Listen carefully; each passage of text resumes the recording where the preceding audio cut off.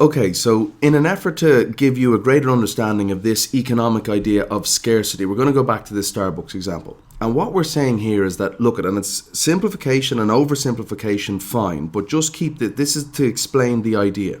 So what we're saying here is that, look at, there are 10 consumers, there's 10 people here, and they each want a coffee each. And because, don't forget this idea of limited resources, limited factors of production. Starbucks have a limited ability to satisfy these customers' desires for coffee. So we're again making a simplifying assumption, but just keep it in mind that this is true when you up-level it to an economy as a whole, or individual markets as a whole, or whatever. That Starbucks, we're going to assume that they only have the ability to produce 5 coffees. So there are 10 people here.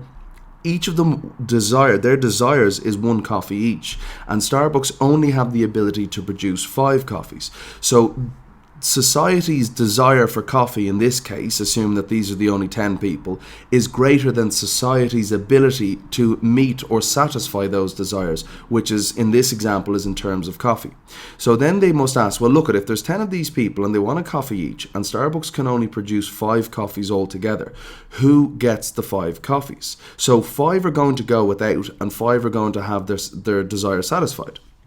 And the simple example is that, or the simple answer, is that it is those that are willing and able, essentially, to pay the money in order to receive the coffee. So what will happen is the price will rise from 0 to a high enough price where there's only 5 people that are willing and able to pay that price out of these 10.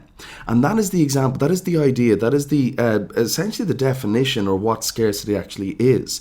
It is that there are desires among society, but because of limited resources, we have limited workers, we have limited machines, limited ability to grow the coffee beans which are ground up to make these coffees. Because of limited resources, our ability as a society, as an economy, is limited. Our ability to satisfy these people's desires is limited, and we assume in economics again that people's desires are infinite. So as such, scarcity plays a part. What people would like to have is greater than what our ability to satisfy those desires of each of these consumers.